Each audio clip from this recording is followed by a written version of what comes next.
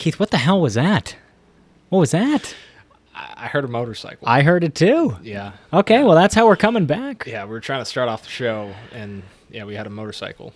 Little motorcycle incident. Keith, we've been gone for 2 weeks, man. 2 weeks. I've been under the weather.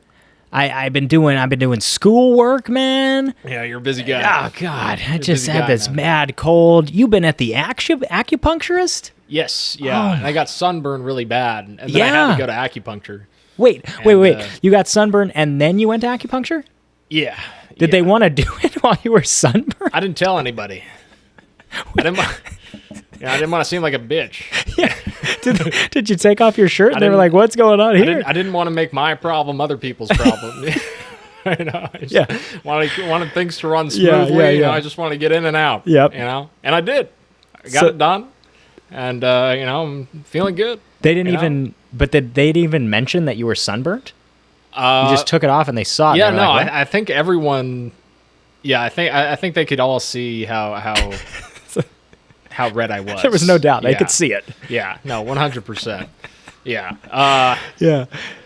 Yeah. It's hard to miss. Yeah, it's hard to miss. They proceeded to do the treatment and it went fine. Yeah, it went fine. However, my back itself, like the skin. Oh. That was hurting a lot during the whole treatment. Oh yeah, because they did some cupping. Oh my God! With the sunburn cup, it really aggravated the sunburn. So you had acupuncture, sunburn, and cupping treatment. Yeah. There was a lot going on. Perfect storm. There was a lot going on. Holy it really shit. is a perfect storm. Yeah, you could make a movie on it. I guess. Just me and my pain. Yeah, from of the back. Acupuncture alone. Oh my God! Acupuncture can be. Well, no, it's not. It really can painful. be painful. Well, I've never had it. It's just really a little prick. Yeah. You know, and then after that little prick, that first prick. But it's a lot of them, right? It's a lot of pricks. Yeah, it's fine. You know. How many pricks are we talking? Plus or minus 15 pricks. Well, I think it depends on the type of acupuncture you're getting. Mine's less. Okay. Mine's less. Yeah. So how many were you rocking with? We're rocking with about like 4 to 6. Oh, 4 to 6. Yeah, it's not too many. Okay. Yeah, we're going light. Yeah, we're going light.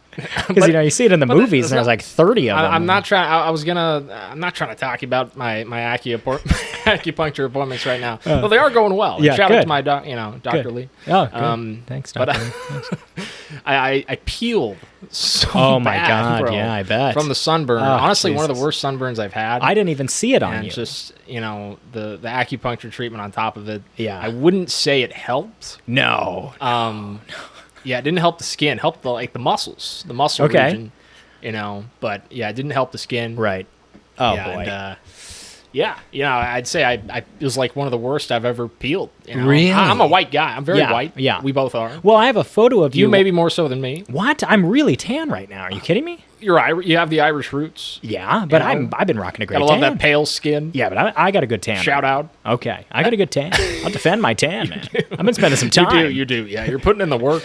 But no, we have I'm kind of honestly envious. Hey, you gotta get out there. We have the photo though. If you remember when we saw the we saw the Swiss Army Man, the Daniel Radcliffe movie years ago, and you were really sunburned. And I took a photo of you on Snapchat with the flash on, and it's as if this was worse than that time. You were you were a piece of red construction paper, and I captioned it, "How you feeling, Larry?" Yeah. It's one of my favorite photos of you. It's the best. It is one of your favorite photos of me, unfortunately.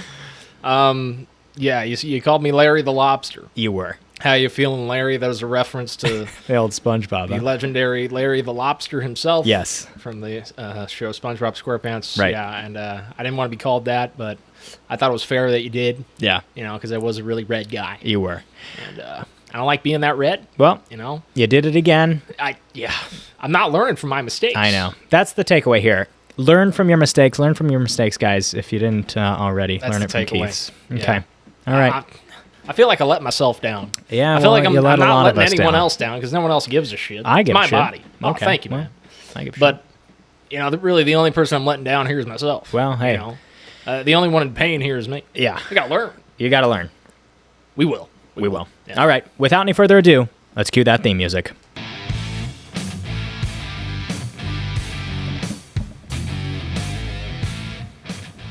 Ladies and gentlemen, welcome back to Kel's Cuts. This is the podcast where we talk about, well, movies. I'm your host, Kellen Slattery, and I'm joined once again, as always, by my illustrious co-host and horror fanatic. You know him. We love him. It's Keith Vogt. Now, Keith, I would normally ask you how you're feeling, but here's the thing. You wrote me before how you were feeling. Okay, I have it here. Kel has the show notes. Right. We have the show notes for every week, with the news stories. We have all our good stuff. Right, everything's in there. And, this week I happened to write down beforehand what I wanted to say, how I was feeling. Yeah. But this was like 2 weeks ago. Right. Because we didn't do a pod. We only did like one pod in June. Yeah, well, this is our second. Yeah, it's a story in itself. It's unheard of, Yeah, so what are we doing? I know. But yeah, I didn't...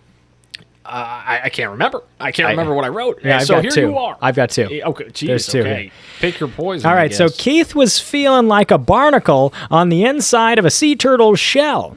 He feels tight, he feels sticky, but it's going to be hard to get rid of him. All right. You like that one? Yeah, no, I like that one. You want number two? Sure. Yeah, Okay. give me both. Yeah. Keith was also feeling like a walrus, but without the tusks.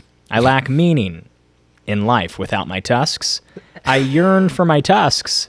I'm not as dominant as I once was. I really like, you know what? I thought I would like the first one more, actually, because I remember writing them both down. Although I don't remember what I wrote down. I remember liking the first one more, but I feel like the second one is actually I like it. a little better. Man. It's really funny. Oh, look at that. For those of you folks who have video on, we've got a nice fish tank edition here. Check that out. The live feed of the fish. Oh, the fish are going, man. The animal expert. All the beautiful fish. Look at that. The coral reefs. It's a beautiful scene here we've got. So Keith is feeling like a walrus, but without the tusks. Okay, guys? We have the lion's mane fish. I see it.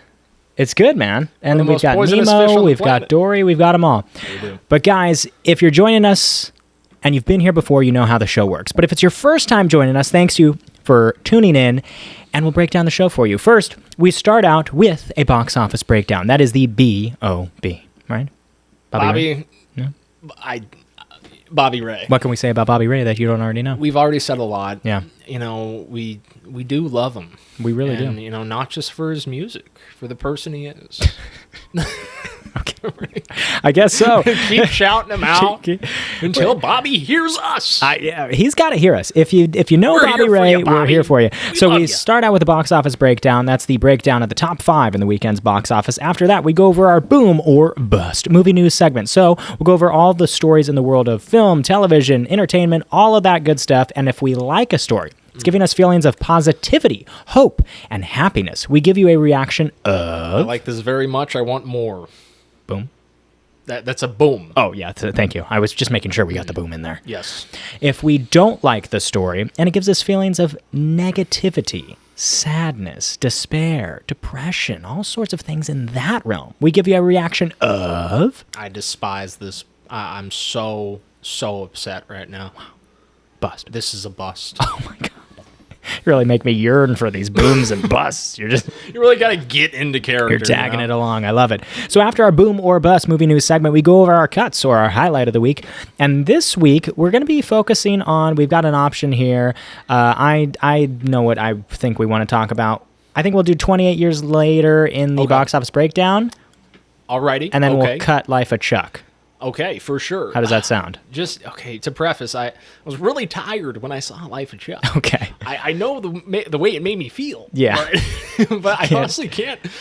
You're probably going to be talking about certain scenes, and I might be... That's all right. We don't need to spend too much time on the cuts because we've got a big show. Lots of news stories. After that, we go over our BSOTD. That is the bold statement of the day. It's our hopes, our dreams, our thoughts, our feelings, our aspirations, all of it packed up into one. A tight little bow. It's a present. It's a gift. We have it for you, and we will be revealing it later on the show today. Keith, the bold statement of the day today is already picked out. It's something that you said previously in the show notes. Oh, my God. We'll reveal it later. You'll remember it later. Wait, am I saying that? You said it. I'll introduce it, and then you'll probably go off on it. You have your own? Or? No, I agree. I mean, I agree with what you said. Are we just doing one this week? Yeah, let's just do one. Okay, it's a that's fun one. Fun. Yeah, okay. Yeah, let's switch it up. Let's do it, man. After that, we close out the show. Tell you some final thoughts, how Keith is feeling after, being like a walrus without his tusks. But that is our show. B.O.B. Box Office Breakdown. B.O.B. Boom or Bust Movie News. Cuts, Highlight of the Week, and the bold statement of the day. Guys, without any further ado, it is time for the Box Office Breakdown. Oh, that's a cha-ching. That's another cha-ching. I've got a third cha-ching. Keith doesn't have headphones on, so he doesn't even know what I'm doing. Let's go for a fourth. I unfortunately cannot hear a goddamn thing. No, you can't. But I did 4 cha-chings. Guess what? A fifth one for good measure. I can't hear how I sound right. How do I sound? You sound great. I sound good? You just sound like an illustrious co-host and a horror fanatic. Oh, my God. You sound great. Okay, so, thank Keith, you, brother. this is the weekend box office report. I'll tell you right now, it is for the weekend of June 27th to June 29th. This is the 26th weekend of the year. Weekend number 26, man. It's Big flying. 2-6. Flying. Shout out to the one and only Saquon Barkley. Oh, is he 26? Is he? I don't know. I believe. Well, he won me the fantasy football title, so thank you very much. You know, he's a recent Super Bowl champion. Recent champion. Seems He's going to like be a on good- the Madden cover. Good guy, good family man. Yeah, good for him. You know, I believe he's the number 26 right now. Okay, nice. Keith. Steps away from Eric Dickerson's rushing record. Wow, there we go. Keith, it's number 5 at this weekend's box office. It's from Sony. This is its second weekend. Second weekend, okay? Dropping down to number 5. Last week, What are we doing? number 2 spot. This week, number 5 spot. Keith, it's on 3,444 screens with a 67.5% decrease.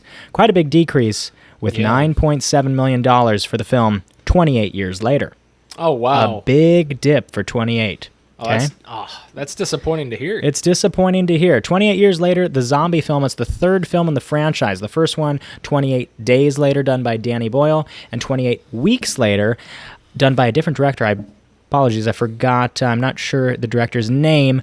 And then this third one, 28 Years Later, done again by Danny Boyle, coming back to the franchise and then collaborating with Alex Garland, who wrote the first film along with Boyle, and now Alex Garland writing the third film. Keith, 28 years later, we both have seen the film worldwide right now, sitting at $103 million. Didn't we both watch it alone? I think we did. Both saw the film Look at that. alone. Yeah, it was when I had a bit of a cold going on, so I put on a mask, went out to the theater, got out there, saw the film. Keith, a big decrease. We don't like it because we really liked the movie, didn't we? We really did. Yeah. I thought this was an absolutely excellent zombie film. Yes. You know? Yeah, I thought it was great. Everyone's talking about the Alpha. Oh, the Alpha right zombie? now. He's Oh, got my there God. hanging down below. Oh, yeah. You know? He's well endowed. Yeah. You know, yeah, he's got a big piece One on could him. say he has a third leg. One could. One could. Yeah. How One about probably would. shout out to Young Fathers, the band who did the soundtrack to the movie. Oh, okay. They did Boots Boots Boots. Oh my God, Everyone's loving that. Yeah, Boots, that's Boots. a crazy one, huh? How does it go again? Boats. I want to do like the 7, 11, Yeah. 92. There's kind of this before. almost tribal feel to the song.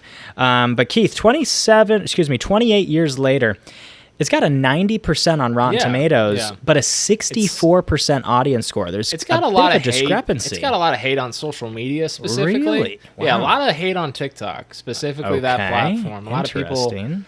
doing those selfie, Little videos. movie review videos are really Yeah, where they go. hating a lot on this movie. Yeah, don't they go like, feel you like- guys, I recently saw this movie, and it's all this cuts and yeah. shit. I mean, at this point, it's getting to the point where it's like literally people are either loving it or hating it. Like there are people out here who absolutely do not like this movie at all. I'm not sure exactly why. I know the ending was pretty polarizing to a lot of people. I didn't like the including ending. you. No, yeah. Including you. But that was the last, minute. Exactly. And you can take away from, it's not the entirety of the film. Yes. The entirety of the film's absolutely great. Yeah, I thought 28 Years Later was a great movie with great performances, especially from the young kid, This Alfie kid- Williams, who plays Spike. This kid's the lead of the movie. Carries the film. Yes, he does. As a kid. Mm-hmm. As a kid. Yeah. Dude, and this film has Ray Fine. Ray Fiennes. And Ray Fine? How do you pronounce Yeah, that Ray Fiennes. guy's name? And he's got Aaron Ray Taylor Fiennes. Johnson. And I also thought the standout, I was just awestruck by Jodie Comer. Jodie Comer, the female Yes. lead. Oh Yeah, my she was God. great. She plays this troubled mom who's sick. She's going through some stuff that's affecting her mentally. I just thought it was a really wonderful, heartbreaking, layered performance. Yeah. And I thought that, for sure, Danny Boyle, He's getting a bit older in his age, but man, he came to play. Oh, he man. said, no, I can make a zombie film, and I'm going to show you how we do it. We do it with connective energy. We do it, it's just like, it feels this chaos, but controlled chaos, where the cuts were like, sometimes we'd be intercutting from like this red view of like this monster kind of atmospheric feel when we're looking at the zombies, For sure. and then into the real moment. And then sometimes when they would do the super slow-mo when like a zombie's head would get shot or something, and then they do it at 3 angles. Just stuff that you would anticipate a younger filmmaker trying to do to add layers of energy. And this is Boyle, who's a master, one of our best directors working, and he's still pulling out new tricks from the hat. He really is. Very well said, brother. Yeah, I mean, he knew how iconic that first movie was, Cillian Murphy, basically catapulting his career there. Right. It's one of the most... 28 Days Later is one of the best zombie movies of all time. I agree. And I think he lived up to the first one with this movie, and I agree. I think he kind of said, like, look, you're going to get something new, which we did, but we're still going to have a lot of those core elements of the first film. Yes. Specifically the way the camera is shot in certain scenes, dude. Right. You have that, like, gritty close-up, Raw feel. found footage type feel to it. Oh, dude, when, like, the zombies are, like, when that one alpha scene. Yes. You know what I'm talking about, right? Yep. When they're, like, inside that bus or something like that. Oh, my goodness. Yeah, and, like, you get that found footage, shaky camera close-up of the alpha, just like those gritty scenes in the original movie. I'm glad they went back to that. And, I agree. They stuck to that style. Yes. But also, like, did their own thing with this new movie. And, I mean, I didn't have too many complaints with the ending either, honestly, bro. But, yeah, I mean, there are a few movies that can make you, really, really frightened. Right. And, but at the same time, emotional, too. Yes. Its emotional elements carried the film, honestly, really well. Mm-hmm. I mean, I cried during that one campfire scene. And I think a lot of other people did too. I thought it was great, bro. It was I think that's why this movie worked on another level for me. I thought it was great because of the emotional texture. It really, you root for these characters, man. My God. You root for these characters. You sure do. That was the same thing in 28 Days Later. You root for those characters. In 28 Weeks, yes, but not as much. I would say 28 Weeks is the weakest. I would go think it's safe 1, to say 3, 2, for weakest, sure. Yeah. But the emotional texture that this film has, there's interesting stuff with the father-son dynamic, the mother-son dynamic, your own kind of power and individuality and independence. There's a lot going on in this movie, all done in a zombie lens. And as you said, it's challenging when you can go through the range of emotions. There's a lot of terror, but there's a lot of tears. There really are. There's some scenes that really affect you. And Ralph Fiennes steals every scene.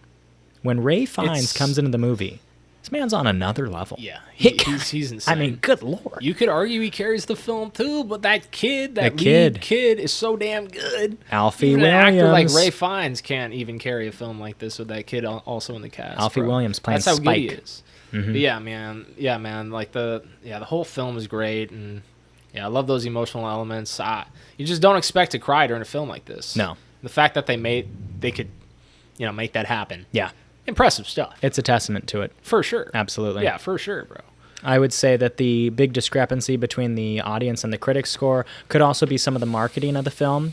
Sometimes people get very attached to marketing, and it was pitched a lot of people, as an Aaron Taylor Johnson led film, and it wasn't. I think a lot of people were expecting to see ATJ, and also throughout the whole film, probably even more action. I think people probably were expecting more action. But there's a lot of emotion. That's not what this movie is. It's not what the franchise is. It's a character-driven story. It really is. Yeah. And I think 28 Days Later is like, I guess it's less of a it's more equaled out in terms of character-driven story, and then like zombie action gore. It's pretty split. But I feel like 28 Days Later is also a very character-driven story, bro. I agree. You're following Cillian Murphy the whole time. The whole time. And then the family that he connects with, the second he wakes up. Right. And you're just as in the dark as he is, you know? And in a way, this movie's the same, Like, yeah. All these characters are in the dark. They're like, they're going out to the open land. Right. They don't know what they're going to run into, man. Yeah. There's a lot of different types of zombies nowadays. Great development through franchise. that. Yeah, how have we progressed from the first film to this one? Remember the different chubby types ones? Oh my God, yeah. They were like eating worms and shit. Yeah, they're really chubby. Oh my God. Yeah. Little chubby you would cheese, shoot them, they would like chubby blow up. Oh yeah. fat sons of bitches out there, man. Yeah, Jeez man. Louise. But yeah, overall great film. Great movie. I give it a 4 out of 5 for me. Keith? Probably same. Honest, screw it. I'm going 4.25. Wow, big score from Keith. 4.25 out of 5. The music by Young Fathers, Great. the band, whoever that band is, now I know who you are, and you guys make some great music. Young Fathers, let's go. They had some great music in that movie, and I think the music is actually something big that carried the film as well. It just added to the overall tension and it tone. just made it that much more special, for sure. Absolutely. So, Keith, that's 28 years later. Next, we've got number 4 at the weekend box office. We're going to spend a lot less time on these next films. We just wanted to highlight 28 years because we both saw it. Yeah. But next, we have, in the first weekend, for Universal Pictures, on 3,100 screens, bringing in $10 million, it's Megan 2.0 at the number 4 spot in the box office. Keith, the big storyline here is Megan 1 made $30 million on its opening weekend. Megan 2 makes $10 million on its opening weekend. Why am I not surprised? Where's the $20 million swing? What happened? If you're going to change the tone of the film this much, it's not a shock. Wow. Not a shock. First one being horror, this one being more action? Yes, bro. The first one was basically strictly horror. Sure, it had some action scenes. Right. But it was mainly horror, and it was scary. There were some terrifying scenes of this, basically like a modern-day Chucky, right? Right. A total, doll coming to life. It's a modern-day Chucky movie, and it was scary. It was horror. It was classified as a horror movie. Mm-hmm. That's why I really enjoyed it, and that's why a lot of other people, I think, really enjoyed it. You know? Like channeling those Chucky roots. You gotta love that. But this new movie, bro, they're totally going away from that original tone. They're making it more of an action movie now. Personally, I'm just that turns me off from what the original film was. If I'm getting a sequel, I want the same exact tone of the original film. That's why I liked the original film. I liked it because of the tone. I liked it because it was a horror movie. Right. And if you're going to change that, that just turns me off. And I think that turns a lot of other people off, judging from the $30 million opening weekend from the first movie to the $10 million opening weekend from the second movie. Yeah, that's interesting. Yeah, man. Yeah, you saw the first film. You haven't seen the second. I haven't seen either. So I'll give it a quick little bit on the outside looking in. As you said, if you change the tone that much, you got to make sure you made a damn good movie. Yeah. I gave you the examples pre-show of, okay, Alien to Aliens. It became an action movie. But then we said, but that's one of the greatest movies ever made. Yeah. Okay, Terminator to Terminator 2. That's also one of the greatest movies ever made. You know the difference? You know the difference? They turned both of those franchises into action franchises. Okay. But they kept the tone serious as fuck. It was serious as shit. This new Megan movie, it's an action. They also turn it into action, but the tone isn't serious. Yeah, they're trying to make it into a comedy.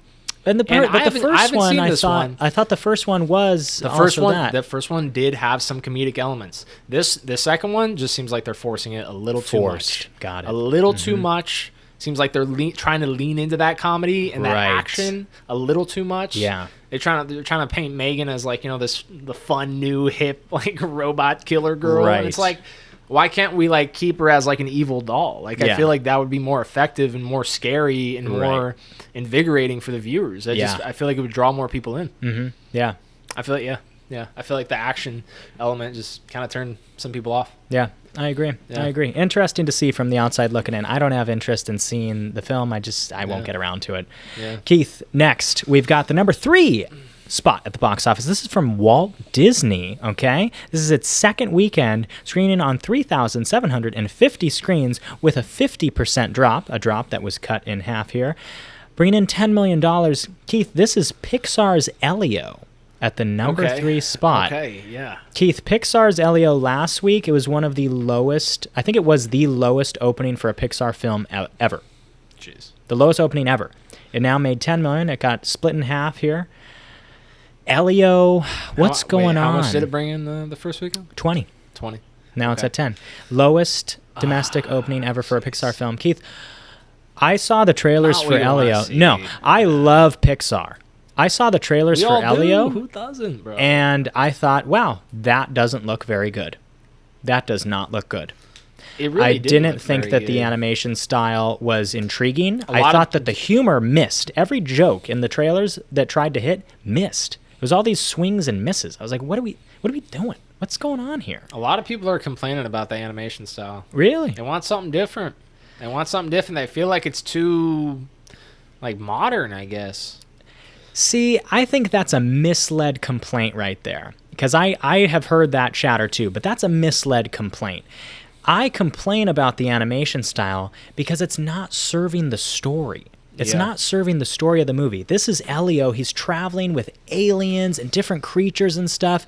This should be awe-striking. We should be looking around in the world and going, wow, that's this, that's that.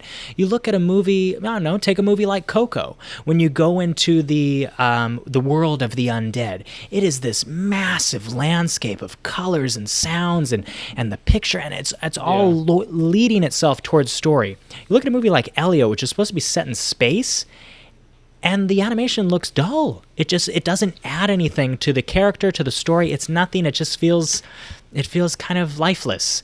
And I haven't seen the film, but that was my takeaway. And I think a lot of other people felt the same. No one was rushing out to see it. I don't know. Including us. Yeah, we didn't see it. Unfortunately. And I love Pixar. We love Pixar. But I don't have the interest to see it. I went and I saw Ballerina instead of Elio, and I had a really great time. Ballerina was a lot of fun. I heard a lot of people say, I want to see Ballerina. It's fun. You gotta love that connection to John Wick there. Yeah. Also, shout out both Keanu Reeves and Ana de Armas trying to knock together. Hey, nice. Eli Roth, yeah. Shout out. Very good. But it's probably not going to see Elio. Yeah. I'm gonna wait until I'm hearing streaming. I'm hearing a lot of people. Yeah. When have you ever heard me say that, Keith? When have I ever said I'm going to wait until streaming? Especially for a Disney Pixar film. Yeah, you're a big Pixar guy, man. Sure. Yeah, bigger than me. No, I love we it. all are. Yeah. We all love it. But I'm hearing a lot of people like saying, like the main kid kind of just looks like the kid from Luca. Oh, yeah. See, it feels like we've been there before. Yeah, and it's just kind of like, switch it up. Let's get something different. Yeah. You can still, it's not like you've covered all of that you can like cover, you throw someone else in there. Mm-hmm. Animation style. Yeah, let's just see a different type of story, man. Yep. I agree. Keith, next. Coming from someone's perspective who we haven't seen before. Yeah, there's interesting things going on with the character. We haven't seen the film, so we can't comment too much on what's going on with the character, but I have heard what is happening with the character, and it's not what we've seen before. What he's going through. Okay. But it's just like not well executed. I haven't seen the film. Okay. This is what I saw from the trailers. Yeah. Keith, next. That's all we can say. We've got Universal in its third week. Fine. Third week. We got to keep moving, brother. We've got third week for this film in 4,127 screens with a 46.4% decrease, bringing in $19 million. It's How to Train Your Dragon, the live-action film, Keith, at the number 2 spot in the weekend's box office. Last week, number 1. This week, number 2. Only a 46.4% decrease. Pretty low. Sub 50 on the decrease. Yeah. How to Train Your Dragon, live-action, Keith. Not surprising. Great film. Wow. Great film. Simple as that. Great film.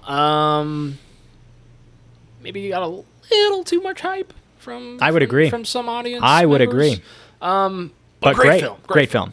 Not as good as the animated original. Great film. Yeah. We might talk about it a little more in the bold statement of the day. Jeez. But Keith, it's time. It's also, time, my friend. Dragons. What do you got? Dragons? Could they be real? No. Whoa. Well, maybe in the past. Another but not conversation. Right now. Okay, Keith. I'm excited, man. I'm really excited. Erase them from our histories. Keith, I'm excited because it's time for the number 1 spot of the weekend box office. Wait, can I try to guess?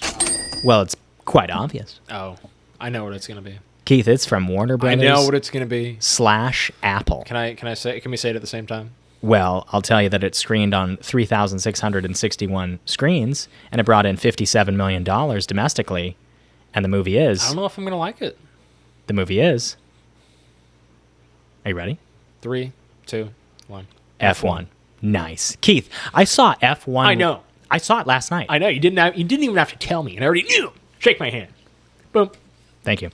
Okay, Keith, I saw F1 last night. First of all... Tell me how it was. This movie... I am dying to know. Keith, this is an original movie. Worldwide, one weekend, worldwide. This is an original movie. This isn't based on anything. Sure, F1, the cars, yeah. $146 million worldwide with $57 million opening weekend domestically. Keith, I saw F1 last night. Man, did I need this. Jesus. This was great. Wow. This Really? was great. Oh, wow.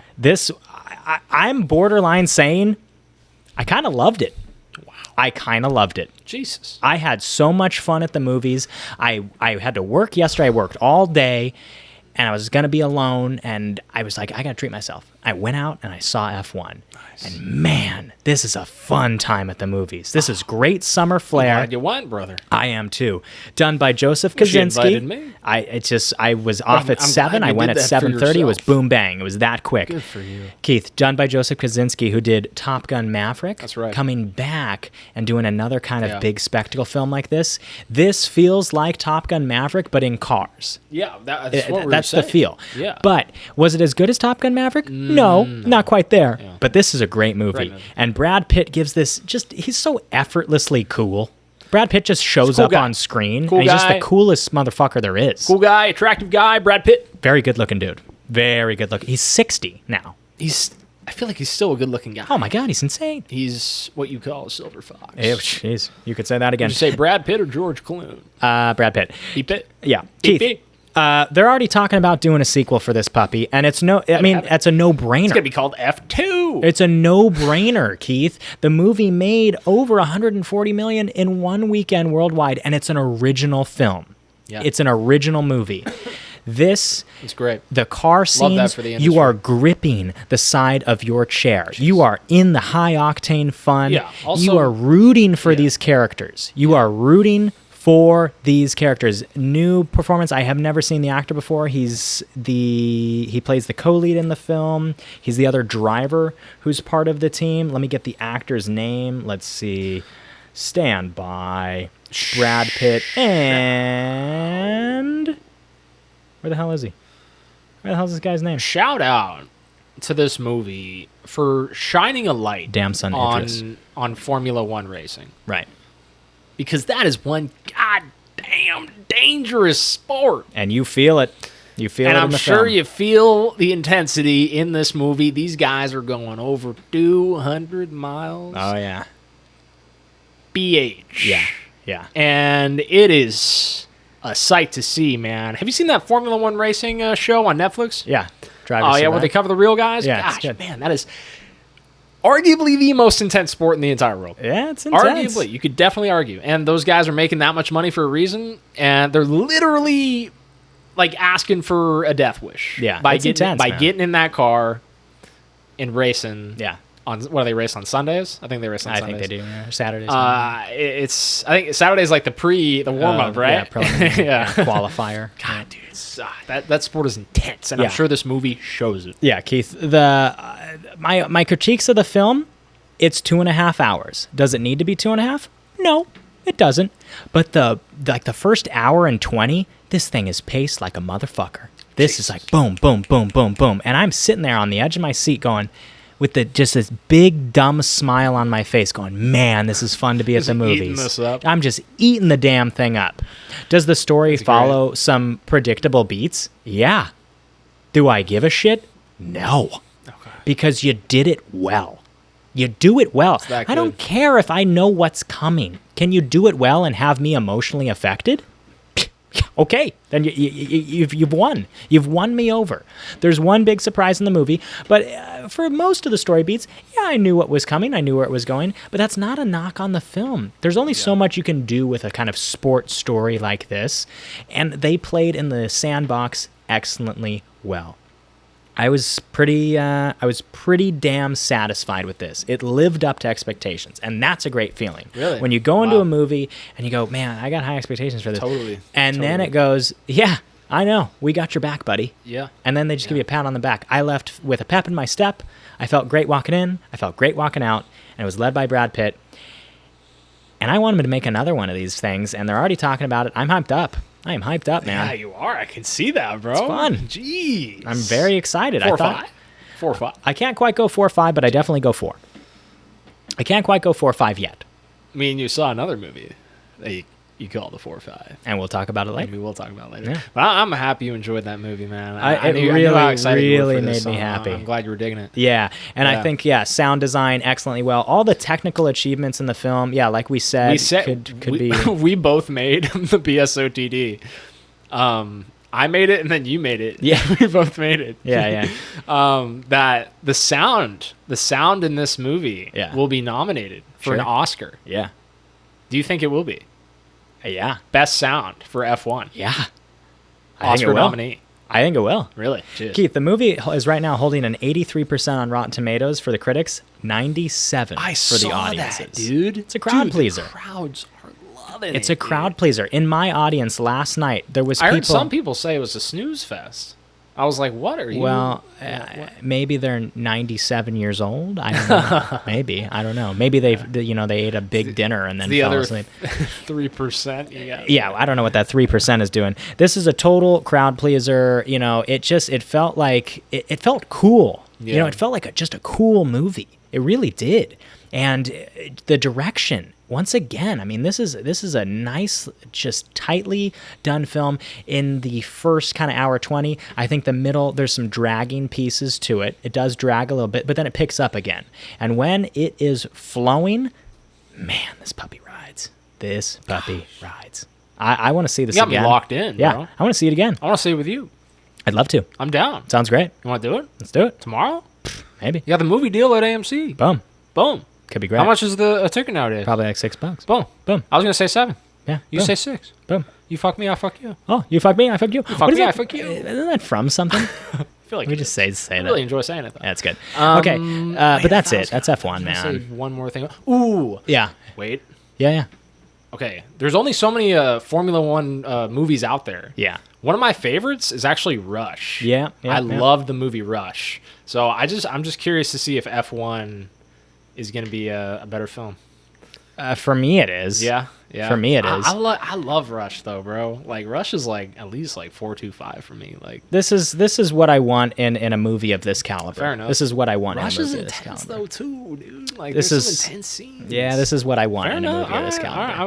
right. I'm eager for Because it, I man. like You're making movies more that make me eager for feel it. happy, and this made me feel fucking happy. Yeah, I was Rush- like a kid in a Rush is a candy sad- store. I was a yeah. kid in a candy store watching this Okay, damn thing. okay. It was a technical marvel and nice acting, good performances. I really enjoyed it. It's like a triumphant kind of film. Yeah, I really enjoyed it. Yeah, and then the And you female like want to lead. root for the lead character. Absolutely. Because it's kind of hard to root for the lead characters in Rush. Yeah. In some scenes. The They're not the best humans. The female lead of the movie, Carrie Condon, we've seen her work a lot. She's just a typical like classic working actress. You don't know her name, but she's in a lot of stuff, and she steals every scene she's in. She was in The Banshees of Inisherin. She was in 3 Billboards Outside Ebbing, Missouri. She's been in a ton of movies. And this one, she's right up there with Brad Pitt, and she is a scene stealer. Jeez. Javier Bardem, great, as always. We love Javier. You love him. Jeez. Wears some really nice suits in this one. Nice fucking suits. Yeah, they said his character in No Country for Old Men was like the closest thing to an actual psychopath that He's an Academy Award winner. that they've seen in a movie. Yeah. You know, Married to closest Penelope Cruz. portrayal to a psychopath. You know that? Married to Penelope Cruz. Oh yeah, him and Penelope Cruz are an absolute power couple. Yeah. Keith, Javier Bardem. How old? Oh, jeez, wow. think? Goddamn. How old? Guess Javier Bardem's age. Um. Javi Bardem. Okay. Think about it. Married to Penelope Cruz. They got married in 2010. I know he's not 70. Javier? Yeah.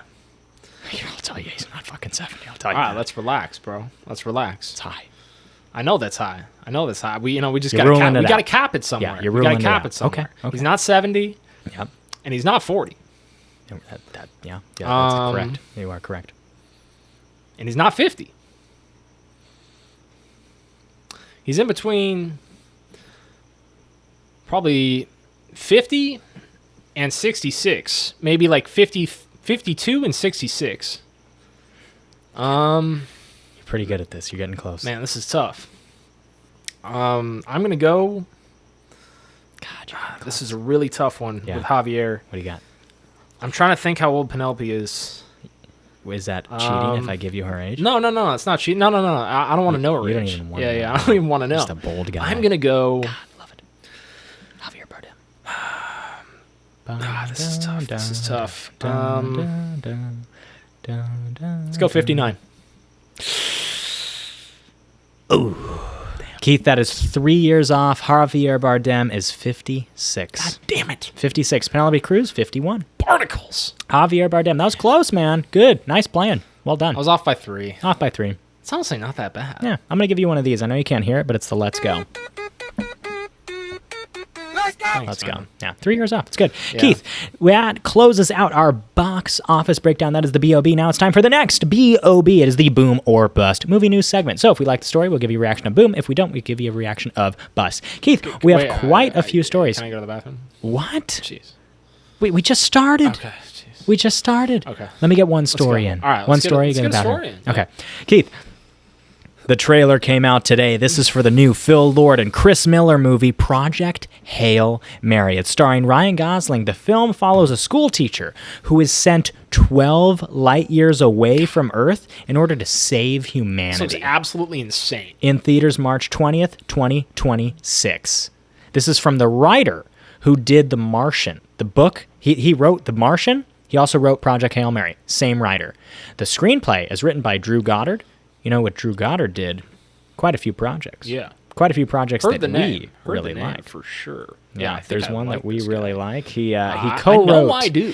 Co-wrote Cabin in the I Woods knew with it. Joss I Whedon knew in a it. weekend. This puppy also wrote. I believe he wrote Cloverfield. He did write. Oh. He was involved in The Martian. I think he was also involved in the Cloverfield that was really good. 10 Cloverfield. Oh, he's Lane. not just a puppy. He's a big dog. He's a big dog. Yes, Drew Goddard. He's writing the script. Keith, it's Project Hail Mary. Boom or bust. Boom. Yes. Give it to me now. Yes. I want to see this Interstellar coming back in a new form. Right. With Ryan Gosling Yep. and Phil Lord and those guys. Yeah, Phil Lord, Chris Miller, yep. Geez, the 21 Jump Street feel. Hopefully we're going to get Little comedic. somewhat, comedic feel to it. And you can already tell in the trailer that we are going to get some of that. Right. It's a movie. It seems like a movie that knows what it is. Yes. It knows what it wants to be. Yes. And it's maybe not afraid to poke fun of itself, poke fun at itself. Mm-hmm. Self-aware. Seems Yeah, self-aware. it seems self-aware, right? Yep. Because it is absurd. Yeah, the school excited. teacher is going. Yeah. 12 light years away. That's absurd. Yeah, the premise. I mean, do you want to go ahead and? Sure. Yeah. You're good. Yeah, you're good. Oh, okay. Yeah, sure. Yeah. Perfect. Okay, we got your take. Keith's headed to the bathroom real quick. Guys, it's Project Hail Mary. We watched the trailer for Project Hail Mary. It's a 3-minute trailer. Does it need to be 3 minutes? No, not at all. They show way too much in this trailer. However, it is a big old boom, okay? This movie looks really, really good. And I'm talking like very, very, I don't want to say Oscar buzz yet because it comes out in March, okay? The movie comes out March 20th, so it's early for an Oscar feel.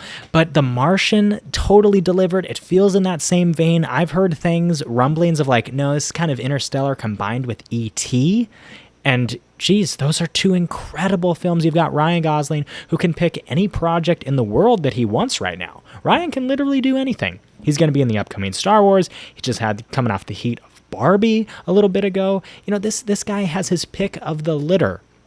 And he's choosing to do kind of space film like this. It's also, interesting enough, it's the second time he's playing a astronaut. He did First Man with Damien Chazelle, where he played Neil Armstrong. Very cool. So he's doing another kind of space film.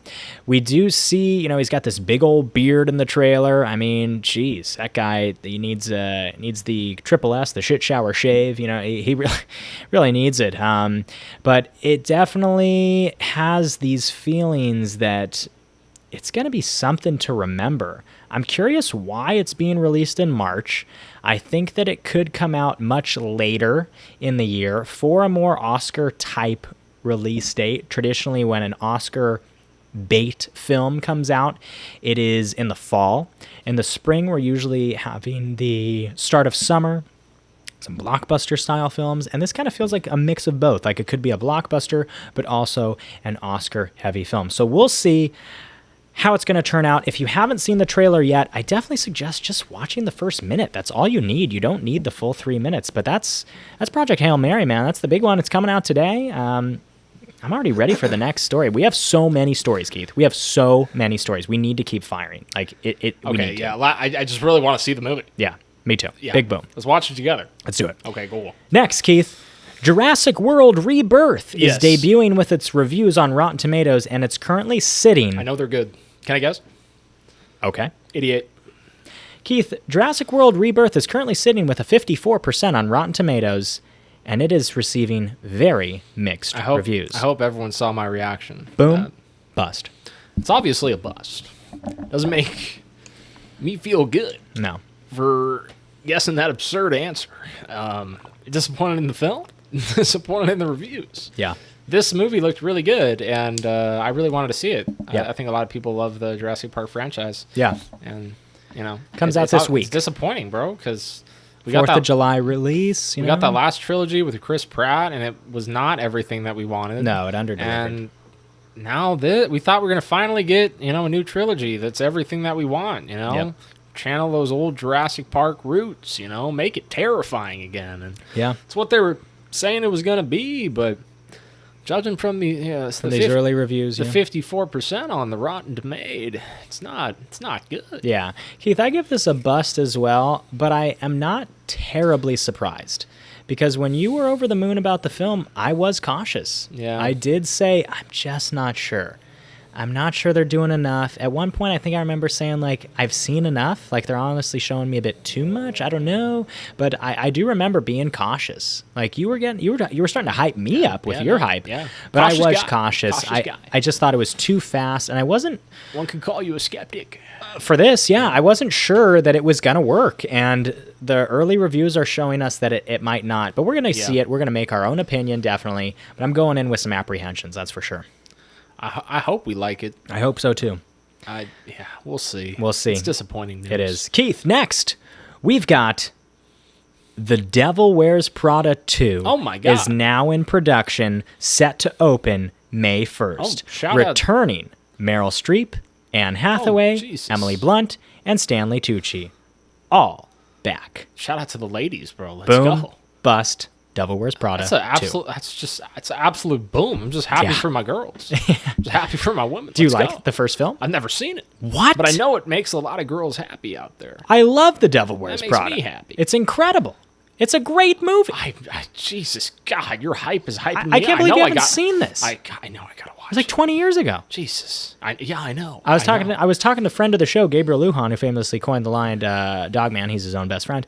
Yeah. I've seen like Mean Girls, and I love Mean Girls. What the hell does that have to do with The Devil Wears If Prada? we're talking like iconic girl films, I don't know. What?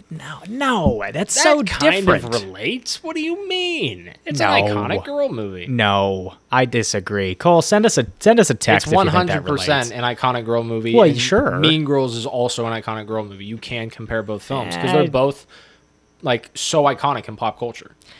I don't like the labels. I feel you. It's fun. It's fun to compare. Whatever. I don't like the labels. Keith, I give this a boom as well. No, yeah, it's a boom. It's a boom. I gotta see the first one. I'm man. interested to see. I had a long conversation with Gabriel Lujan earlier, friend of the show. It's interesting to see where this is going to go. It's been 20 years. The first one came out in 2006. This one will come out in 2026. So it's going to be a 20-year gap. Where has this gone? I'm intrigued with how the characters have developed and what new story we can tell. I hope it's a strong enough story where we see a good arc, because we saw a good story last time about individuality, about self-purpose, about even kind of your own self-worth. There was a lot of really empowering stuff in the first one, and a lot of cool stuff in the whole fashion world, and fashion is obviously very different 20 years later. So that's a boom. The ever-changing industry. Yeah, but it does have some busty elements. Where is this a movie that needs a sequel? Probably not. Especially 20 years later. Probably not. Is Anne Hathaway going to be in it? Yes, the whole cast. Okay, Meryl Streep, Anne Hathaway, look, Emily Blunt, Stanley Tucci. Yeah, if they're bringing back the whole cast, including Meryl Streep, Yeah. too, it's hard to go wrong there. Yeah. You just got to hope it's a good script. Hope it's a good script. At that point, you just got to hope it's a good script and you have a good director. Yeah. Because you clearly got the talent. Yep, And they they're know all the there. story. Yep. They're the ones who created the movie in the first place. So Yeah. At this point, just kind of don't fuck it up. Yeah, don't fuck it Just up. give them a good script and Don't give fuck them a it good director. Okay.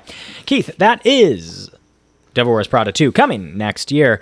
Keith, this one's cool, man. This is something that's been long awaited, okay? The last Batman movie was with Robert Pattinson in 2022. That is Matt Reeves' Batman film. Matt Reeves famously did the two Planet of the Apes films, War for the Planet of the Apes and Dawn of Planet of the Apes. That's right. And he did Batman in 2022. That's 3 years ago. Yeah. Okay?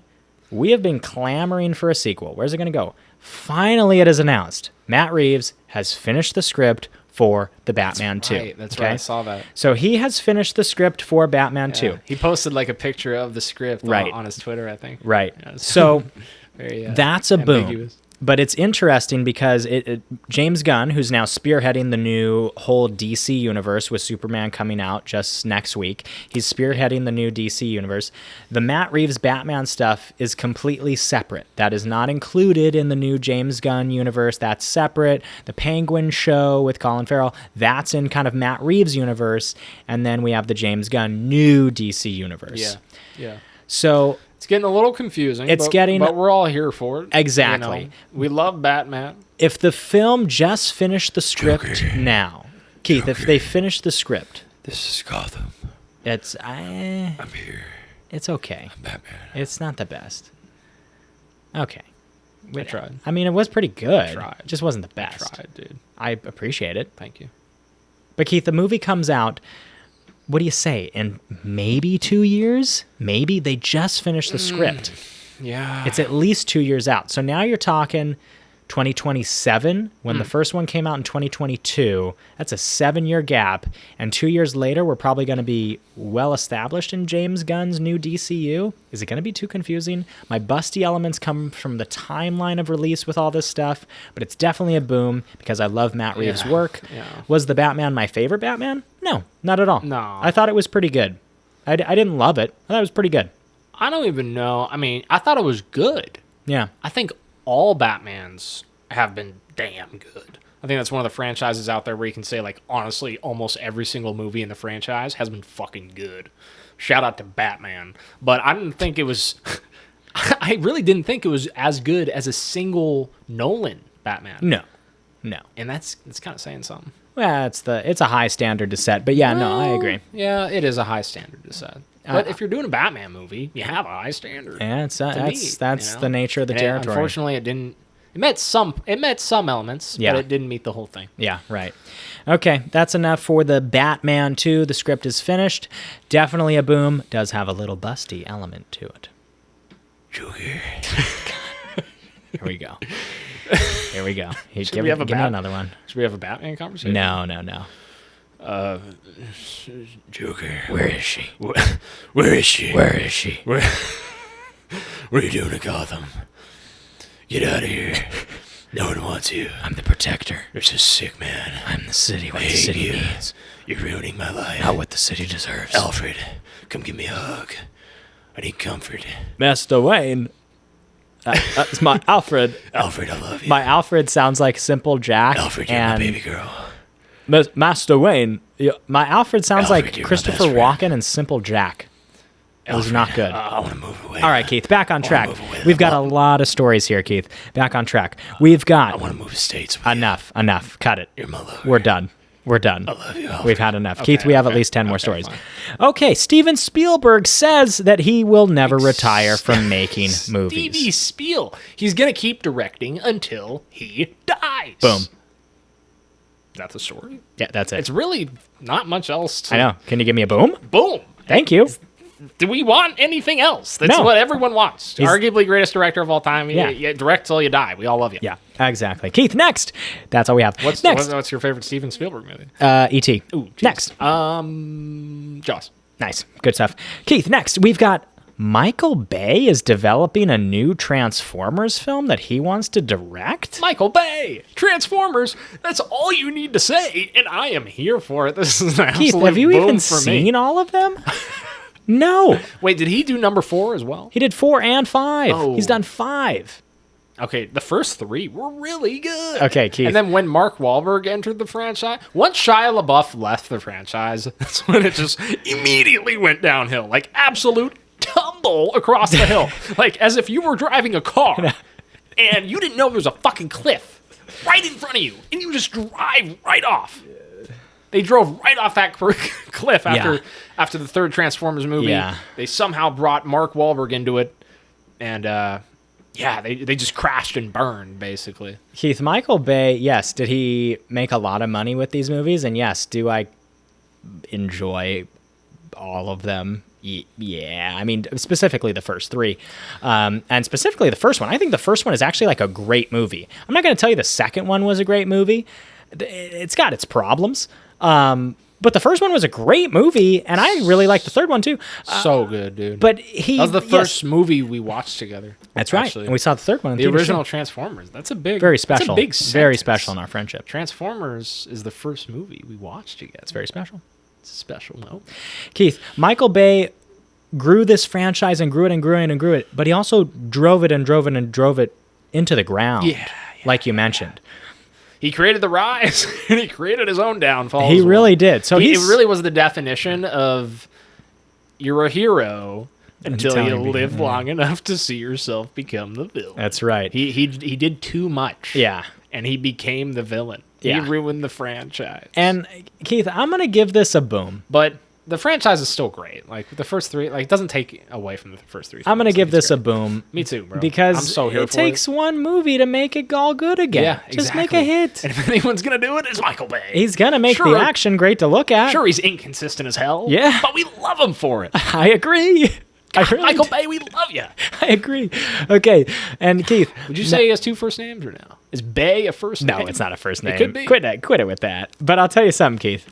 If we get news that Michael Bay is developing the Transformers film, and then we get news that Shia LaBeouf, That'd be insane. Megan Fox, bro, Josh Duhamel, that'd be crazy. John Turturro, Anthony Anderson. That'd be wild. If we get the whole cast, if we get the band back together, dude, I'm in. We got to get the parents. We got to get Shia's Linkin parents. Park doing another song with the new girl as singer, the lead singer now.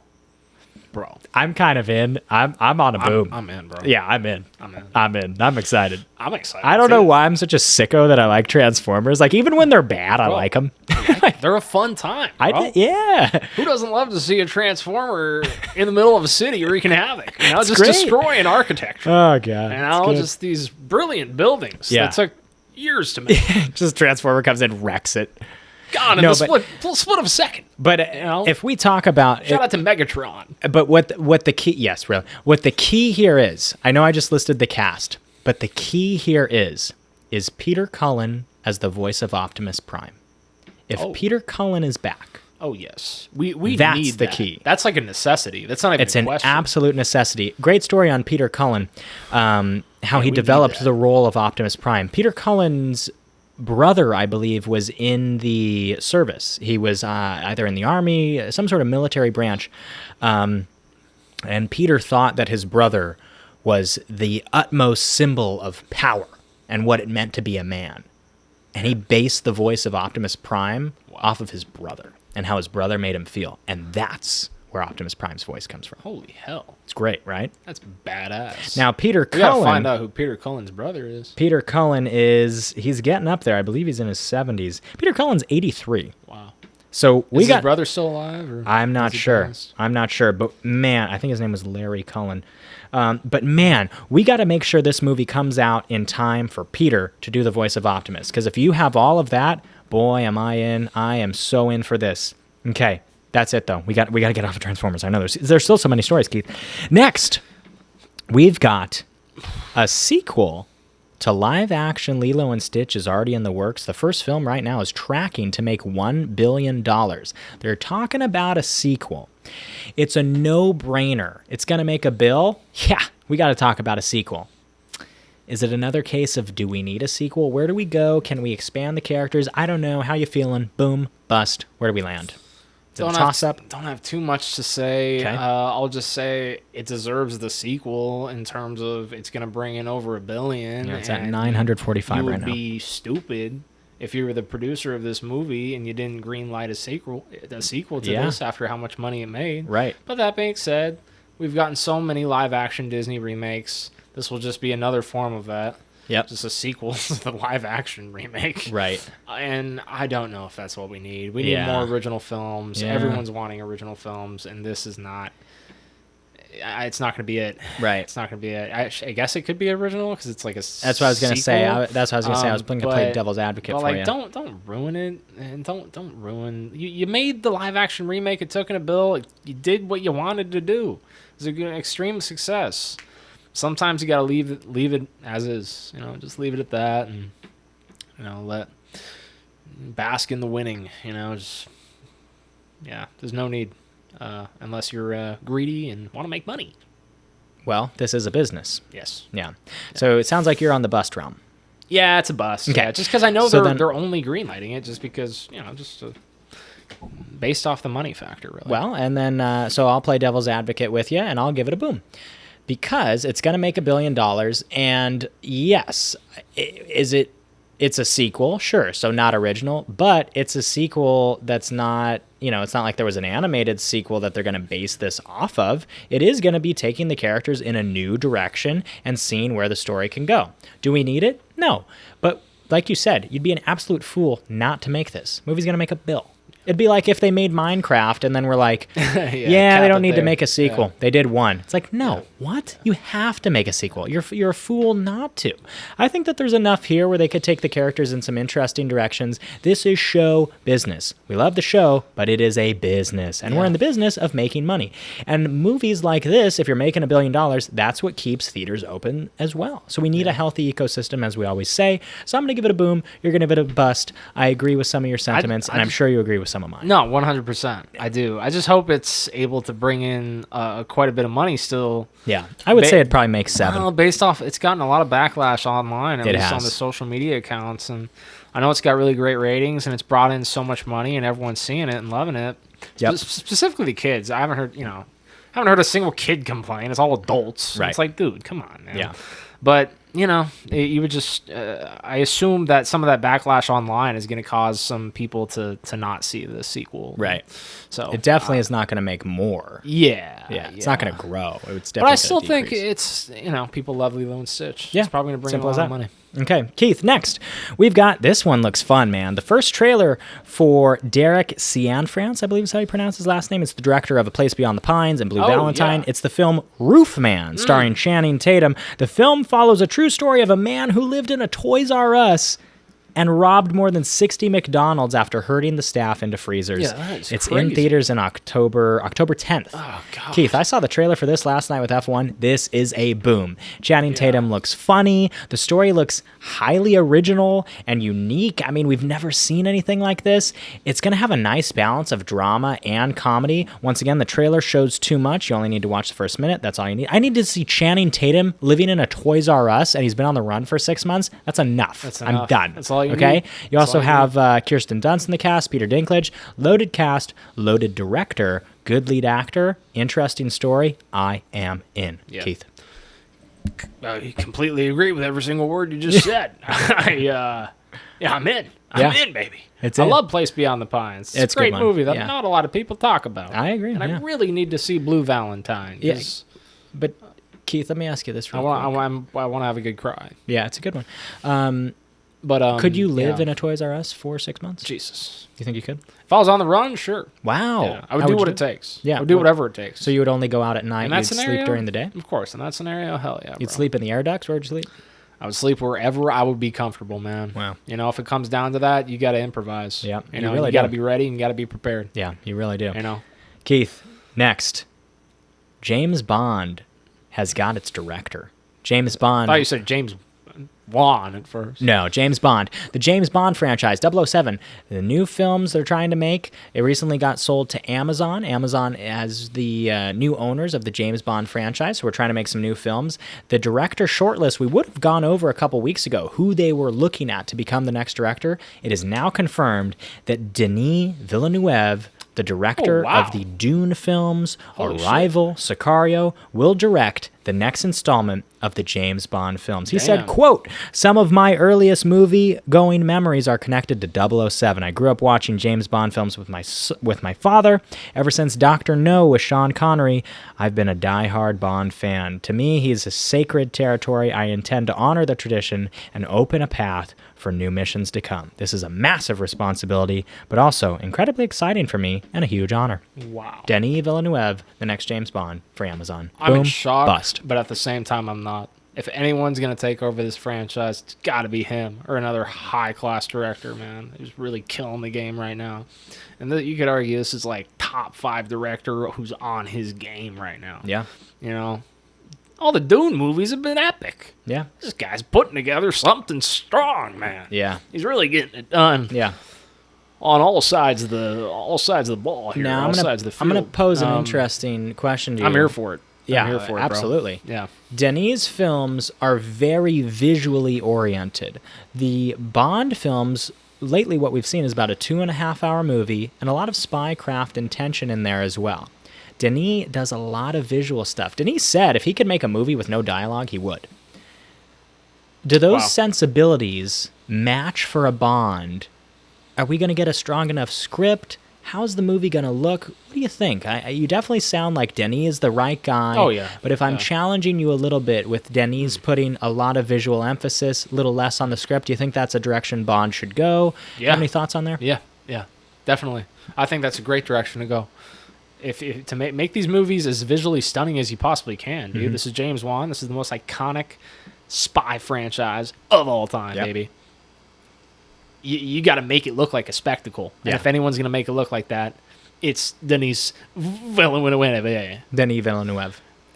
That's a wild name. Denis Villeneuve. Denis Villeneuve. Villeneuve. Yeah. Denis Villeneuve. Nice.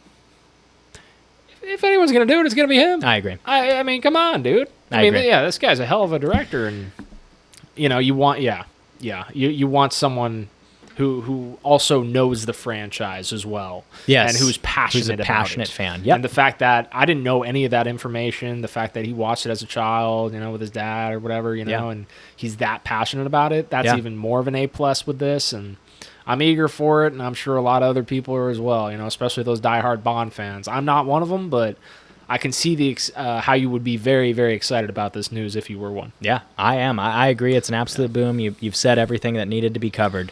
Next, Keith, we've got, this one's interesting, The Social Network Part 2 is in the works. Okay, again, why do we need this? Well, let me continue, and then we'll get into it. Aaron Sorkin is set to write and direct the movie. He wrote the first one. Aaron Sorkin, probably you can consider him the greatest screenwriter of all time, or one of the greatest screenwriters of all time.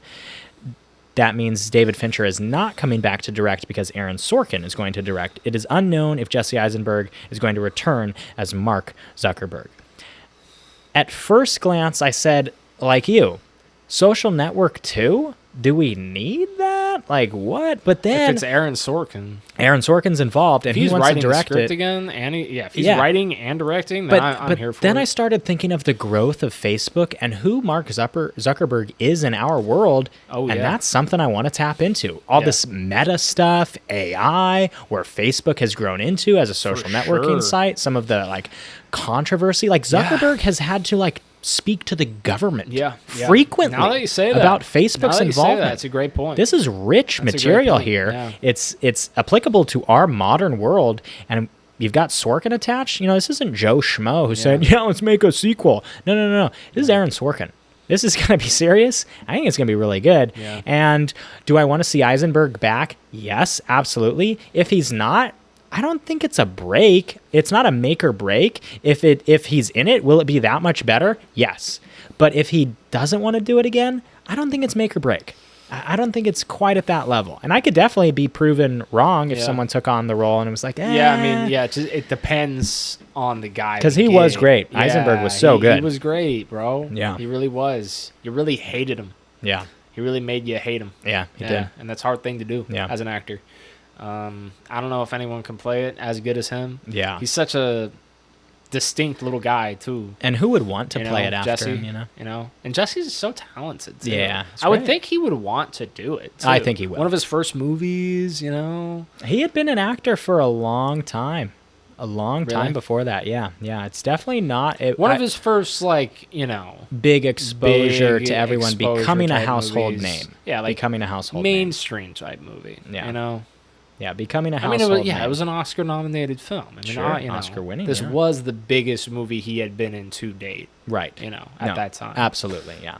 So it's exciting, yeah. It's a boom for me. Yeah, no, boom for me too, man. Cool. And the fact it's really the fact that Aaron Sorkin is writing and directing. Yeah. That's it for me. That's all I need. Yeah, if he's at the helm, I'm here for it. Yeah. Okay, Keith, we've got quite a few stories. We're going to go quick because it's 10 o'clock, brother. It's getting late. So we're going to go quick. And these are some fun ones. It's some of the fun ones that you had from a couple weeks ago. Oh, okay. Keith, guess what, my friend? Friday the 13th is having a maze coming to Hollywood Horror Nights. This is very exciting Boom. news. Bust. That's a boom for me. We got to go. We got to go. We got to go. Let's go to Horror Nights. I think it's going to be... We haven't been yet, dude. No, we haven't. We got to go. We got to go It's to a boom. Horror Nights, It's a boom. bro. Keith, it's a boom. We've got the Friday the 13th maze. If there was another maze to be, I don't know. Would you rather see Nightmare on Elm Street? Would you rather see Halloween? Or do you think Friday the 13th lends itself best for a maze in terms of the classic horror films? Ooh, I mean, I've been in the Halloween maze that they have okay. at Horror Nights, and I gotta say it's damn good. Oh, I was- okay, nice. I was like a little scaredy cat in there. Nice. Walking inside there. But I think Jason's gonna be just as good, obviously. Yeah. And any of those slasher movies will be great as horror mazes, dude. It's Yeah. honestly like pick your poison at that point. Yeah, 'Cause they'd you're all getting be chased by a killer. Right. That's all you need. Right. You know? Yeah, it's just which killer you want to be chased by. That's at right. That point. Yeah. Keith, next we've got Toy Story 5 is coming. Oh my and God. the villain, I'm going This to was read interesting. exactly what you wrote. The villain in Toy Story 5 is going to be a kid's iPad, okay? Keith, you said this, quote, totally relates to the real problem of iPads ruining kids' childhoods. Say it with me. That isn't a real toy. Ruins the mind. Will a cowboy or Buzz Lightyear corrupt a child's mind? No. iPad bad. iPad villain. iPad mean. What do you think of all What, that, I turn into a Keith? baby at the end? iPad bad. iPad villain. iPad mean. No, that's great. Keith, I yeah, give this a boom because this is a great... I say, why are they making Toy Story 5? This is really one when we're like, we probably don't need this. We really don't need this movie. I'm going to be there first person in line? Yeah, I will. We've gotten so we many really sequels don't at this need point. that. We didn't need a Toy Story 4. Yeah, no, we didn't. I mean, I liked it, but no, we didn't. I Quentin was Tarantino... going to say we didn't need a 3 or a 2, but don't get me going there. No, Quentin Tarantino said that he's only seen the trilogy and he won't watch anymore because Me it's too. the greatest trilogy ever. Me too. Yeah, that's what he said. No way. Yeah. I'm in the same boat. You never saw 4? No, I didn't want to see 4. Okay. That's how much I fucking love 3. Yeah. And I thought it ended that fucking brilliantly, dude. 3 made me bawl. And it made a lot of people out there bawl, dude. Kid or not. You course. know, Toy Story was a part of all of our childhoods. Yeah. And it totally wrapped itself up in a perfect little circle at the end there, man. But if... Andy giving the toys away to that little girl, man. Bonnie, if Big Bon. if it has to continue, I think that the battle between technology versus genuine toys is an ongoing issue that we've seen for the last probably over a decade. No, for sure. And I think this is a great story to tell and Yeah. could be very interesting. This could put definitely. this has the potential to put toys back in kids' hands if it's done well. For sure. And Yeah. for that reason alone, I give it a boom. If it really paints the picture as to why and how toxic the iPad Technologies. and technology in general can be to a Yeah. child's brain, then yeah. Yeah. If that's the message that they're trying to go for, which it seems like it will be, which I love the fact that the iPad is the villain. Yep. I hope that's the message, and I hope they make it clear for the kids, and I hope they make it powerful. Oh, 'cause they will. They have the chance They to have make the a chance really to do it. powerful message with Yeah. that. Yeah. Okay, That's Keith. a real problem in today's world right It now. is. Keith, next, we've got the first photo of Gatto, the Pixar film coming from the Luca director. It follows a black cat in Venice. Oh, yeah. And we've got, it's going to be 2D animation style. Back to 2D animation style. Brilliant move. Massive boom. Don't need to spend too much time on it, Keith. That's gonna a massive boom for me too. I think it's a cat who really likes music, right? Oh, yes. He's like a curious cat. Nice. He loves. Yeah, I think he likes Love jazz. of music is shunned by the locals due to superstitions. Does he not like jazz, or is he okay? He just I don't likes know. music in general. Yep. Well, you gotta love that. You know, you gotta love a cat who's cultured. Yep. You know, You do. you'd like to think that all cats are, and yeah, no, shout out. I love a good cat movie. Boom. Keith, next we've got Gary Oldman is being honored with a knighthood from King Charles. He's now Oh my Sir God, Gary Oldman. that's Boom. right. Bust. That's a boom. That's Obviously. a boom for me. Shout out to Gary. Good for One Gary. of the greatest English actors out there. Oh, yeah, he's incredible You know, talent. I yeah. wonder what the process of becoming a knight looks like. Yeah. David Beckham just got knighted as well. Christopher Nolan. He got knighted as well. Yeah, we talked about it on a Ah, previous that's episode. right, we did. Yeah, they're just knighting everybody out here. Well, if you've had some interesting contributions to the world. Yeah. Well, if you're English. Yeah, yeah, that too. You got to be English. Specifically English, yeah. Yeah. Keith, next we've got Steve Carell having Or a from the- dance from off. the UK, at Keith, Steve least. Carell dance off with the dean of Northwestern Oh, University. that's right. You said this is why we love Steve. Yeah, Steve Carell. Wholesome. If you haven't seen it, look it up. Yeah, he was at the graduation for Northwestern University, and he was just there having a fun time with everybody, having a dance off with the dean. What more do you want? Right. Steve Carell, we all love him. This is why. Simple. Steve, keep doing your thing. Yeah. Never stop being you. Boom. I love you. Keith, that closes out our boom or bust, which brings us to our cuts or our highlight of the Jeez, week, okay. and we are going to be talking about the film. Animal expert. What do you ready? got? Okay. Oh, you want an animal Yeah. fact? Yeah. Okay, well, let me Okay, give you here we this. go. Here we Keith, go, people. vote the illustrious co-host and horror fanatic. He is also the self-proclaimed animal expert. He's got a fact for us that he do. wants to share. Okay? I found this out the other day, and if you want to, if you're trying to second guess me on it, go on YouTube, go on any social media site, and look up these videos. Cats chasing bears. What? There are so many videos online of a kitty cat, a house cat, a cat as small as, everyday cat, chasing black bears, brown bears. And the bears are terrified of these cats. I was absolutely shocked when I saw it for the first time. What? A cat chasing a bear. This Yeah. thing is like 5 times smaller than the goddamn bear. It's 10 Sure. times smaller than the goddamn bear. And the maybe bear, like 100, yeah. and the bear is afraid of the cat. No. Isn't that interesting? What I is literally going saw on I saw a there? cat chase a bear. Like a bear turned the corner. He saw the cat, immediately turned around. He climbed up a tree when the cat continued to chase him. No way. Wow.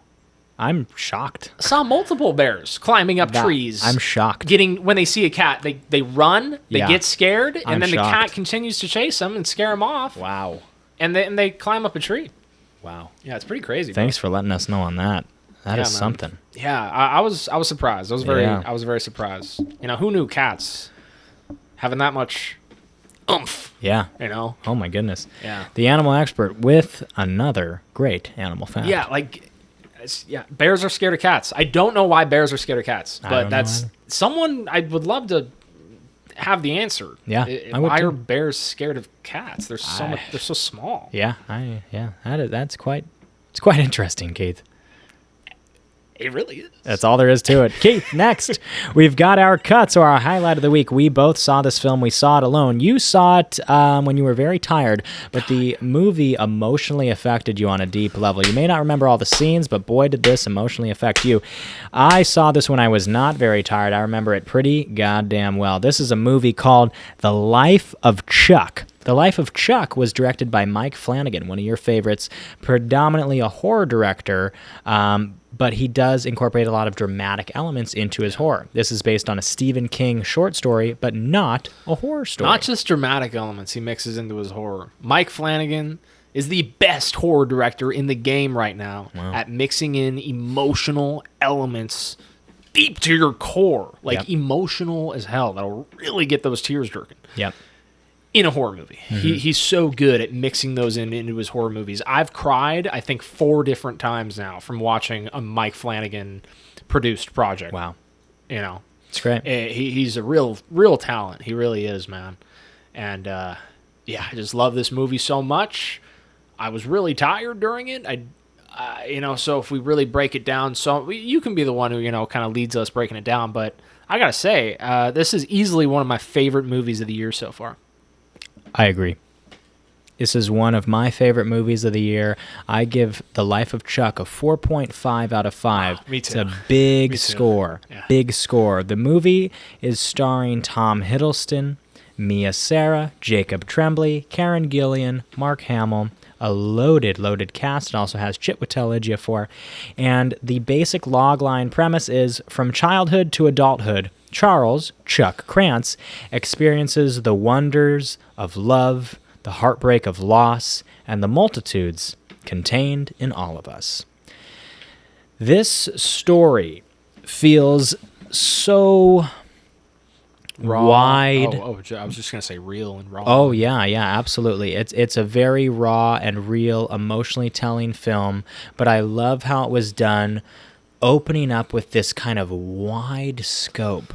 Yeah. It's done in 3 parts. It says part 1, part 2, part 3, but it's told in backwards order. It's yes, told part 3, part 2, part 1. Act And 1, we don't Act wanna, 3, Act 2. Yeah, right. Act 3, Act 2, Act 1.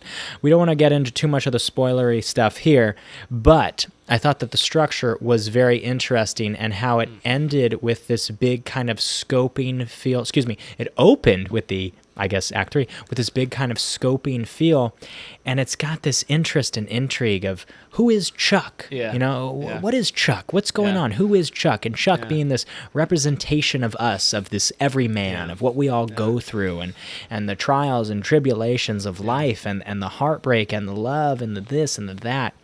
It was this nice holistic picture, and as you said, it feels so real. But at the same time, there's some kind of bigger elements, that give it a Stephen King-y kind of feel as well. It's based off of Stephen King's short story. And Which is not the first thing Mike Flanagan has adapted from absolutely, Stephen King. yeah. And the movie was kind of marketed as a Tom Hiddleston-led film. Tom Hiddleston's only in about 20, 25 minutes of the movie. Yeah. He's in the middle of the movie. But man, does he shine when he is there. And he doesn't even need to speak. He needs to really look. doesn't. You can get so much from his smile. You get this intrigue and heart, but also he really some just pain. Needs to dance. Oh, he does need to dance. He really It's an just incredible. needs to There's some dance. great dance choreography in this film. Yeah, It's such an emotionally moving film. I thought the music was so touching and so emotional. Yeah. Made me very emotional. Yeah. I cried at different points during the film, and I bawled at the end. Yeah. I bawled at the end of this movie, bro. And then, like I said, just careful with spoilers. I won't spoil anything. Yeah. Well, it's just also the only thing I'll say is like the only Mike Flanagan. He's a horror director primarily. He has one horror element in this movie, and he completely turned. That's actually horror. That's actually there's a scary. There's a scary element to this film. Like one specific thing. If you've seen the movie, you know what I'm talking about. Yeah. But he turns that one horror element, the only one in the movie, and he completely flips it on its head, and he turns that horror element into the most emotional moment of the movie. And the fact that Flanny can flip that horror and turn it on its head like that and totally, completely turn it into this emotionally moving scene and make a bunch of people cry. Yeah. He's a hell of a talent, man. He's a great screenwriter. I think he's really such a great writer. Yeah. And, obviously directing too, but he writes all of these stories, and God, he's so good at getting emotion out of you, whether it's a good scare or it's a good cry. Yeah, I thought that's interesting how you brought up how the horror elements, the horror element in the movie, he makes it emotional. He makes it beautiful. It should be horrific, but it becomes beauty. Does. And I found that to be the most interesting piece of the movie, the beauty of life. This is about taking risks, going for it, taking the chance, having 10 seconds of courage, dancing with the tall girl, dancing in public, making the choice that might not have been the safe choice, but the one that was right in your heart. Yeah. And then also it deals with some of the fragile nature of life. How we can be gone in the blink of an eye. And it's just this balance of loss but beauty. It's this do-si-do. My only critique on the film, I told you this, the movie was an hour 50. I felt like the movie feels like it's 2.5. Yeah. I thought that the pacing was a little off, and it feels a little long-winded. Feels like a television show, you were saying. Feels like a television show, but Flanagan has a background in it. Flanagan has the biggest background in creating television show after television show right now. I mean, I think he's created 5 television shows now. Yeah. Midnight Mass, Bly Manor, Hill House, The Midnight Club, and the Fall of the House of the Ushers. I think those were his 5 shows. Yeah. So yeah, he's done a lot, man. Five shows, geez, It's a lot. He's done a lot of movies too. You know, he's probably done more movies than shows, but the shows take up the majority of his time. That's going to be the style of his filmmaking. Right. So for me, it wasn't a problem. I just knew that was his just kind of style and how he went about it and how he wrote it and how he directed it, and it worked for me, man. Yeah. I guess I felt it was a little long at times, but like I said, like I'm used to. I've seen all of Flanny's work. Yeah. I think I've seen every single thing he's made. Besides the Midnight Club. That's the one I haven't seen. Nice. And I gotta say, this is one of the best things I have seen Flanny make. Yeah. Yeah. The addition, too, of the character, we go through this life of Chuck in multiple kind of generations of Chuck, different actors playing the same character. It's always interesting when you can do that and explore a character, different levels of their life, and how do the actors kind of contain the same sense of character and performance, but also add development to the different parts of their life. It's a very interesting task that they have to do, and I think they really nailed it. This is a sharp movie. It's really just about it's about living your life because you only have so much time here. That is it. You know, and that's a message that can relate to every single human on Earth. Timeless. This is the most human story of the year. Wow. Yeah. It's a great film. I agree. It's a great film. Great film. 4.5 out of 5. You know, it's all we need to say. We've covered it well, man. We covered it well. We don't want to spoil anything. There's not too much we can say about it, but we've covered it well. I'll say shout out to Mike Flanagan, always recasting all of the same actors and all his. Yep. I mean, he's had actors that were in this movie that were in Midnight Mass, Bly Manor, Hill House. Jacob Tremblay, who was in one of Flanagan's first movies called as a teenager called Before I Wake. Before I Wake with Jacob Tremblay, directed by Mike Flanagan, is a great horror movie that will also make you bawl your eyes out at the very end. And it's just why I love Flanny, bro. God, dude, there's only so many directors I can give you good scares and good cries, and he's one of the rare ones. Mike Flanagan, shout out, brother. Great job on the film. We loved it. Yeah, we did. That is The Life of Chuck. That's our cut or our highlight of the week. Now, finally, we've got our BSOTD. It is our bold statement of the day. Now, Keith, you wrote this before. Okay. What do we think, man? We're thinking this. Everyone's saying that How to Train Your Dragon is the best live-action remake of all time? But it's kind of blasphemy to say that. This is what you wrote. You said reading it's kind what of I said? blasphemy. Oh my gosh. You said, A, it wasn't better than the original, and there's also there's literally a better live action movie in theaters right now. It's Lilo and Stitch. You liked it better than How to Train Your Dragon, live action. Also brought in more money, a little bit more successful. It's pretty bold. Yeah. It's pretty bold. Yeah. Now, Everyone's saying How to Train Your Dragon is the best live action movie ever made. yeah, it's not. I'm here to tell them, and everyone else's who disagrees, that there's literally another live action movie in theaters right now that's a better film, has better ratings from critics and audiences, and has literally brought in much more money. What's the argument? But no, everyone's biased to a certain film. Sure. And I think both films are great. I think it's a lot of, by saying that, it's such a bold statement. Yeah. If anything's a BSOTD, it's saying this new How to Train Your Dragon is the best live action film ever made. I think that's a bold thing to say, considering you have a live action remake that took in over $1 billion that's in theaters right now, right next to it. Yeah. I mean, that's just disrespecting Lilo and Stitch at that point. Like, I agree with you. I think it's really bold to say that the How to Train Your Dragon live action remake is the best live action remake of all time. I think that's very bold. I would consider The Jungle Book to be far better than the How to Train Your Dragon live action. Yeah. I think The Jungle Book live action is quite tremendous. So I agree with the bold statement there, brother. I agree. I will fact check you. The critic score is a little bit higher on the How to Train Your Dragon. No way. Lilo. Okay, I'm so sorry about that. So, okay, for sure. Correction. Okay, shout out to How to Train Your Dragon. You know, both are great movies. Yeah, they're both great. I just think it's a little bold to say either of them is the greatest live action movie made of all time. I mean, hold the horses for both of them. Yeah. How about we just appreciate both? Yeah. Both were great I agree. live action remakes. And you love to see that. People went out to the theaters to go see them. They had a great time. People were happy seeing these movies. Yeah. With their families. Making great memories. Yep. That's what we want. Let's That's love what them we're all. here for. That's what the movies are about. Boom. Bold statement of the day. Thank you very much. Done. Okay. Done. I'm going to give you my very... get outta here. I'll give you a fun... Can I give you a fun one, too? I'm Just ready. a little fun... Oh, okay. I think that pickles are arguably in the top 2 of best toppings on like a burger or sandwich. In the top 2. Pickles. Disagree, but I love it. Thank you. I love Thank you. No, I love it. Thank you. Appreciate that. I do. Okay. It's appreciate that. yeah, not my Not your opinion. not my first choice. I know. But, Okay, that's just a fun one. All right. But you gotta respect that. yeah, You know, very thank you. juicy. Love pickles. Love them. You know, got some that The pickle, tart. That pickle juice, man. That's great. Oh, I would drink Have it. you have you seen that Portlandia episode where they're like, we can pickle that? Oh, I love pickling They pickle things. anything. Yeah, I do that too. They like pickle an iPhone. It's like my dad. They Yeah, like- he's pickling everything. They pickle right like now. an ice cream cone. Yeah, my dad's pickling everything. I think they pickle like someone's leg. Yeah, that's funny. they pickle the most. They pickle. Yeah, it's. That's funny, man. They pickle the most insane That's shit. good. Keith, that's our bold statement of the day. That's the BSOTD. That's our show, man. That's Kel's Cuts. That's the whole thing. We had a lot of fun.